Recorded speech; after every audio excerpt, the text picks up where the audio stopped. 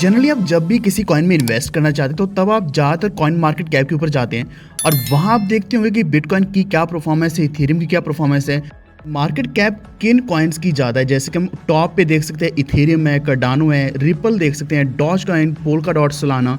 तो इस तरह हम देख सकते हैं, लेकिन बहुत ही कम फैक्टर्स हैं जिनको देखते हुए हम एक बिल्कुल सही आइडिया नहीं लगा सकते कि किस कॉइन में अभी इन्वेस्ट करना चाहिए। ज़्यादातर ये प्रॉब्लम उनको आती है जो बिल्कुल बिगनर्स हैं, बिल्कुल नए हैं, जिनको नहीं पता किस कॉइन में इन्वेस्ट करना चाहिए और वो खुद टेक्निकल एनालिसिस नहीं कर पा रहे हैं, फंडामेंटल एनालिसिस नहीं कर पा रहे हैं। हालांकि सभी एनालिसिस हम अपने टेलीग्राम चैनल के ऊपर देते रहते हैं।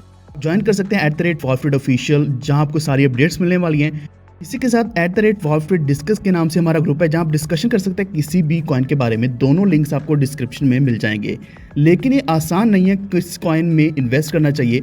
हो सकता है कि आप सोच रहे हो कि आपने ट्रेड नहीं करना बल्कि कॉइन्स को होल्ड करके रखना है। आज बाय कर लिया और 5 महीने में, 6 महीने में, 1 साल के बाद सेल करना है और तब तक आपको एक अच्छा रिटर्न मिल जाए, चाहे 50%, 100% तक का रिटर्न मिल जाए। तो उस वक्त आपका सवाल यही रहता है कि किस कॉइन में निवेश करना चाहिए। बहुत से लोग ट्रेडिंग व्यू को भी यूज़ करते हैं उसके ग्राफ्स के लिए, और इसी के साथ आप यहाँ टेक्निकल देख सकते हैं। जैसे कि मैंने यहाँ सोलाना खोला हुआ है, तो सोलाना का यहाँ बाय का सिग्नल मिल रहा है। सिग्नल के अनुसार भी आप बाय कर सकते हैं कि अगर स्ट्रॉन्ग सेल हो तो आपने सेल कर देना है, बाय दिख रहा है तो आपने बाय कर लेना है। तो ये छोटे छोटे इंडिकेटर्स हैं, लेकिन ये इंडिकेटर्स ज़्यादा फैक्टर्स को काउंट नहीं करते। लेकिन जो मैं आज आपको बताने वाला हूँ वहाँ क्या है कि आपको कॉइन्स की रेटिंग मिलने वाली है। रेटिंग कुछ फैक्टर्स के बेसिस पर रहेगी जो मैं आपको अभी बताऊंगा। तो रेटिंग के अनुसार आप कॉइन चूज़ कर सकते हैं किस कॉइन को बाय करना चाहिए।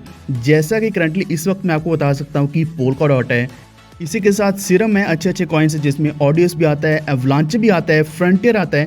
एवलांचे की आज बहुत बड़ी न्यूज़ आई थी तो उसकी वजह से एवलांचे भी ऊपर है। तो इन सभी की रेटिंग बढ़ रही है और बहुत कॉइन्स ऐसे हैं जिनकी रेटिंग कुछ टाइम पहले कम थी, अभी ज़्यादा हो चुकी है। तो ये फिर रेटिंग कैसे बनती है ये सब कुछ मैं आपको बताऊँगा, और कौन सा कॉइन आपके लिए बेस्ट है इस वक्त, ये सारी डिटेल्स मैं आपको बताऊँगा इस वीडियो में। तो इस वीडियो को स्किप मत करना, अभी से लाइक कर दो और हमारे चैनल पर पहली बार आए तो अभी से वॉलस्ट्रीट चैनल को सब्सक्राइब करके बेल आइकन दबा लीजिए ताकि आप तक सारे नोटिफिकेशन सबसे पहले पहुंचे। और टेलीग्राम के ऊपर भी जुड़ जाना, दोनों लिंक्स आपको डिस्क्रिप्शन में मिल जाएंगे। तो रेटिंग्स बहुत से फैक्टर्स के ऊपर डिपेंड करती है। एक्चुअली में क्या है कि हम EY के बारे में बात करने वाले हैं। EY मैंने इसलिए आपको बताना चाहा क्योंकि EY के ऊपर रेटिंग जो है वो AI और ML के बेसिस पर रहती है, यानी कि आर्टिफिशियल इंटेलिजेंस और मशीन लर्निंग के बेसिस पर यहाँ पूरी रिसर्च की जाती है और उसके बाद ही किसी भी कॉइन के ऊपर रेटिंग दी जाती है। तो ये रेटिंग्स कॉम्बिनेशन ऑफ फैक्टर्स के बेसिस पर रहती है। तो यहाँ फैक्टर एक नहीं रहता बल्कि बहुत ज़्यादा रहते हैं। जैसे कि आप यहाँ देख सकते हैं लिक्विडिटी, सेंटीमेंट्स क्या है मार्केट के, वॉलेटिलिटी कितनी चल रही है किसी भी कॉइन में, मोमेंटम इस वक्त कितना क्रिएट हो रहा है किसी भी प्रोजेक्ट का, यूटिलिटी क्या है किसी भी कॉइन या प्रोजेक्ट की, यानी कि उसकी एप्लीकेशन क्या बिल्ड किए जा रहे हैं, वो कहाँ यूज़ किया जा रहा है या फिर सेल बाय करने के लिए यूज़ किया जा रहा है। बिहेवियरल बायस भी हो सकता है इसी के साथ, यानी कि जो बड़े वेल्स हैं या फिर जो रेगुलर बेसिस पर ट्रेडर्स हैं, बड़े ट्रेडर्स हैं, उनका बिहेवियर क्या है towards this particular project. Over extension, market risk क्या है इस वक्त, क्योंकि मार्केट रिस्क जो है वो चेंज होता रहता है हमेशा। कैपिटलाइजेशन के ऊपर डिपेंड करता है कि मार्केट कैप क्या है, क्योंकि जो आप ज़्यादातर देखते हो कॉइन मार्केट कैप के ऊपर, वो बेसिकली मार्केट कैप और कैपिटलाइजेशन के बेसिस पर ही इनको रैंक्स दिए गए हैं। तो ये तो बहुत कम फैक्टर्स हैं, लेकिन ये जो अपना इन्होंने एल्गोरिदम बनाया हुआ उस एल्गोरिदम में बहुत से फैक्टर्स इन्वॉल्व हैं और यहाँ बिना किसी बायसनेस के चूज़ किया जाता है और रेटिंग दी जाती है। तो यहाँ आप देख सकते हैं सबसे ऊपर जो रेटिंग है वो A1 है, एक्सेप्शनली स्ट्रॉन्ग, मतलब इतना ज़्यादा स्ट्रॉन्ग है, इसको आप अभी बाय करोगे तो इसमें बहुत ही ज़्यादा प्रॉफिट मिलने वाला है। बिल्कुल ऐसे ही A2 है वेरी स्ट्रॉन्ग, फिर इसके बाद A3 strong, B1 good, B2 है मॉडरेटली वीक, B3 है वीक, C1, C2, C3 ये वेरी वीक है, फिर D पे डिस्ट्रेस्ड और U पे अनरेटेबल, यानी कि कुछ ऐसे कॉइन्स पे जिनकी रेटिंग नहीं दी जा सकती क्योंकि उनके शायद कुछ फैक्टर्स जो रिक्वायर्ड हैं वो अवेलेबल नहीं रहते। तो यहाँ मैंने आपको सभी बेसिक फैक्टर्स बता दिए, लेकिन वो फैक्टर्स किसके ऊपर डिपेंड करते हैं। आप इन इंडिकेटर्स को भी पर्टिकुलरली चेक कर सकते हैं जहाँ भी अवेलेबल हो, जैसे कि फियर एंड ग्रीड इंडेक्स आप कहीं भी चेक कर सकते हैं। Fear and greed mainly sentiments को इंडिकेट करता है। बिल्कुल वैसे अगर आप लिक्विडिटी देखना चाहते हैं तो वो FKG रेशियो देखा जाता है। इसमें बहुत से रेशियोज और फैक्टर्स इन्वॉल्व रहते हैं लिक्विडिटी चेक करने के लिए। फॉर एग्जांपल अगर आप स्टॉक मार्केट में किसी भी कंपनी के शेयर्स या स्टॉक्स बाय करना चाहते हैं, हमेशा आप उस कंपनी का पूरा एनालिसिस करेंगे कि आने वाले समय में इसका फ्यूचर क्या है और अभी ये कैसा परफॉर्म कर रही है, प्रॉफिट्स क्या जनरेट किए जा रहे हैं, रेवेन्यू कितना जनरेट हो रहा है, क्या ये कंपनी घाटे में तो नहीं चल रही, ये सब कुछ आप देखते हैं। और इसी के साथ ये भी देखा जाता है कि कंपनी के इंटीग्रेशंस कितने हो रहे हैं, या फिर हम बोलें आसान भाषा में कि इसके मर्जर्स कितने हो रहे हैं, एक्वायरेशन कितनी हो रही है, क्या ये रेगुलर बेसिस पर अपनी एक्सटेंशन करती रहते हैं नहीं, तो ये सब कुछ हमें देखना पड़ता है। बिल्कुल वैसे यहाँ लिक्विडिटी हम देखते हैं, सेंटिमेंट्स देखते हैं, वॉलिटिलिटी देखने के लिए यहाँ शार्प रेशियो देखा जाता है, मोमेंटम चेक करने के लिए मूविंग एवरेज देखते हैं। मूविंग एवरेज के बेसिस पर आपको डेली वीडियोस मिलता है, बीटीसी का मूविंग एवरेज दिखाते हैं, 200 डेज़ का दिखाते हैं, 50 डेज़ का दिखाते हैं। तो ये रेशियोस जैसे चेंज होते हैं, इसके बेसिस पर हम थोड़ा प्रिडिक्ट कर सकते हैं कि कौन सा कॉइन, कौन सा प्रोजेक्ट कहाँ जा सकता है। नेक्स्ट है यूटिलिटी, यानी कि किसी भी कॉइन का, किसी भी प्रोजेक्ट का यूटिलिटी क्या है। उन्होंने यूटिलिटी कॉइन बना दिया, लेकिन उसको यूज़ कहाँ किया जाता है। जैसे कि रिपल है, उसका जो यूज़ केस क्या है कि वो अलग अलग कंट्रीज़ में रेमिटेंस सेंड करने के लिए यूज़ किया जाता है। बिल्कुल वैसे उसकी जो राइवल कंपनी है XLM, तो XLM भी बिल्कुल इसी चीज़ के लिए यूज़ किया जाता है। इस वक्त अगर हम शिबा इनू की बात करें, डॉज की बात करें, तो ट्राई किया जा रहा है बहुत से रेस्टोरेंट्स के ऊपर, बहुत सी कंपनीज उसको एज ए पेमेंट मेथड के लिए यूज़ कर रही हैं। और जल्दी डॉज का भी एक API अवेलेबल हो जाएगा और उसका वॉलेट भी आ जाएगा, तो हम डॉज को देख सकते हैं कि अभी ये बुलिश है। नेक्स्ट आता है बिहेवियरल बायस, यानी कि पर्सन का खुद का बायसनेस क्या उसके तरफ, क्या वो उस चीज़ को अच्छा मान रहे हैं। जैसे कि करंटली हम देख पा रहे हैं कि बहुत लंबे समय से हम देख रहे थे कि मैटिक मेरे लिए अच्छा है, इथेरियम मेरे लिए अच्छा है, हम ऐसा बोल रहे थे। सोलाना हम बोल रहे हैं कि अच्छा हमारे लिए, ICP अच्छा है, चाहे उसका प्राइस कितना भी गिरा हुआ है, ICP अभी भी हमारे लिए अच्छा है। तो ये डिपेंड करता है कि आपकी बायसनेस क्या है पर्टिकुलर प्रोजेक्ट की तरफ। ओवर एक्सटेंशन एक यहाँ चीज़ आती है जो है फिबोनाची रिट्रेसमेंट। बहुत जगह आप टेक्निकल एनालिसिस में रिलेटिव स्ट्रेंथ इंडेक्स यानी कि RSI यूज़ करते हैं, इसी के साथ फिबोनाची देखते हैं। ये सब अगर आप खुद नहीं कर पा रहे तो आपको यहाँ रेटिंग में इंक्लूडेड रहेगा, जो भी आपको रेटिंग मिलने वाली है। मार्केट रिस्क क्या है, मार्केट फैक्टर्स देखे जाते हैं। मार्केट फैक्टर्स में ज़्यादातर यही आते हैं कि कंट्रीज़ में क्या क्या संभावना चल रही है। यूएस का जैसे अभी यूएस इंफ्रास्ट्रक्चर बिल आ रहा है, जापान में अभी हैक हो गया है, चाइना में क्रैकडाउन किया जा रहा है, बहुत सी कंट्रीज़ में बिल रेडी हैं, उनके ऊपर बात की जा रही है।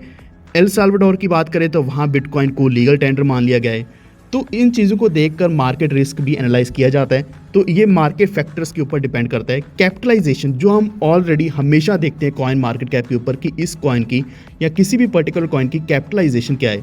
तो ये सारे फैक्टर्स हैं, टोटल ये करीब 9 फैक्टर्स हैं और उनके बेसिस पर इंडिकेटर्स क्या हैं, रेशियोज़ क्या हैं, किस चीज़ को यूज़ किया जाता है, वो सब मैंने आपको बता दिया। तो ये सब कुछ यूज़ किया जाता है, ऐसा एक एल्गोरिदम बनाया गया है जिसमें AI और ML यूज़ किया जाता है EY के द्वारा। EY इन सभी को यूज़ करके आपको यहाँ रेटिंग देती है। आप EY.io के ऊपर जा सकते हैं, लिंक आपको डिस्क्रिप्शन में मिलेगा। तो आप यहाँ रेटिंग देख सकते हैं, सबसे ऊपर ARF डॉट है, FET है, ये चेंज होते रहते हैं। बहुत से कॉइन्स की रेटिंग चेंज होते रहते हैं। इस वक्त अगर हम BTC का देखेंगे तो BTC का बहुत कम रेटिंग चल रही है, जैसे कि आप सामने देख सकते हैं BTC का B1 चल रहा है। तो ये सब कुछ बिल्ड किया है EY ने, और ये सबसे बड़ा एक कंपनी का यूज़ केस है, या फिर हम बोल सकते हैं first decentralised unbiased crypto asset है जो रेटिंग देता है AI बेस्ड और ML बेस्ड। तो इनका मेन काम यही है कि ये जितने भी कॉइन्स हैं, जितने भी प्रोजेक्ट्स हैं, उनको रेटिंग देते हैं। तो ये सिर्फ कॉइन्स को ही नहीं बल्कि जितने भी डिफाई प्रोजेक्ट्स हैं, NFTs हैं, उनको भी रेटिंग्स देते हैं। तो हम बोल सकते हैं कि EY एक DAO है, यानी कि डिसेंट्रलाइज्ड ऑटोनोमस ऑर्गेनाइजेशन है जो मशीन लर्निंग के ऊपर और आर्टिफिशियल इंटेलिजेंस के ऊपर काम करती है, जिसमें ह्यूमन इंटरवेंशन बिल्कुल भी इन्वॉल्व नहीं रहता। वरना अगर हम आज किसी को भी देखते हैं, हर कोई बंदा अपनी खुद की राय देता है कि ये कॉइन अच्छा है, वो उस पर्टिकुलर उसी पर्सन के लिए ही अच्छा होगा, वो ऐसा नहीं है कि आपके लिए भी अच्छा होगा। तो EY ऑलरेडी फीचर हो चुका है फॉक्स के ऊपर, BBC के ऊपर, the telegraph, CNBC, coin telegraph, coin market cap के ऊपर, यानी कि बड़े बड़े प्लेटफॉर्म्स के ऊपर, इवन मीडियाक्स के ऊपर ये दिखाया गया, पहले फीचर कर दिया गया है। तो EY को फाउंड करने वाले रिनोड रिसर्चर हैं प्रोफेसर एंड्रोस, उन्होंने ये ऐसा एल्गोरिथम रेडी किया है जिसमें सभी फैक्टर्स को इन्वॉल्व किया जाता है। इसी के साथ एक कंपनी अपना खुद का टोकन भी लेके आए EY के नाम से, आप भी इसको बाय कर सकते हैं। EY टोकन से आप EY प्रो को एक्सेस कर पाएंगे, आपको एक्सक्लूसिव फीचर्स मिलने वाले हैं जैसे कि DeFi staking pools, discounted fees, commercial APIs मिलने वाली हैं। करंटली ये डिसेंट्रलाइज एक्सचेंजेस के ऊपर लिस्ट किया गया है, आने वाले समय में ये सेंट्रलाइज एक्सचेंजेस के ऊपर भी लिस्ट हो जाएगा और बहुत अच्छी वैल्यू होगी इस कॉइन की। तो सिंबल इसका EVAI है, करंट प्राइस 0.49 यानी कि आधा $1 के आसपास चल रहा है। प्रोटोकॉल ERC20 और BP20 के ऊपर है। सॉफ्ट कैप $1 मिलियन और हार्ड कैप $5 मिलियन का है। टोटल सप्लाई 1 बिलियन की है। सर्कुलेटिंग करंटली 200 मिलियंस की है। करंट मार्केट कैप इसका 92 मिलियंस का है। एस्टिमेटेड जो लिस्टिंग रेट है वो ऑलरेडी जा चुकी है।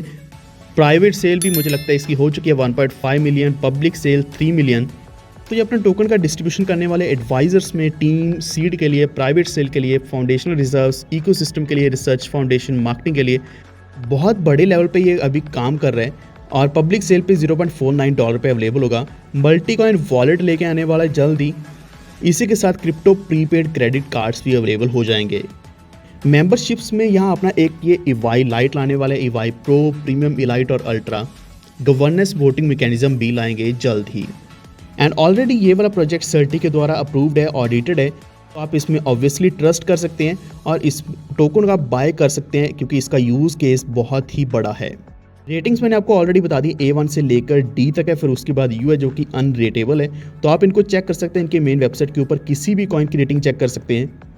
और भी ज़्यादा जानकारी के लिए आपको सारे लिंक्स डिस्क्रिप्शन में मिल जाएंगे और मैं आपको सारी डिटेल देने वाला हूँ हमारे टेलीग्राम ग्रुप के ऊपर, चैनल के ऊपर, दोनों लिंक्स आपको डिस्क्रिप्शन में मिलेंगे।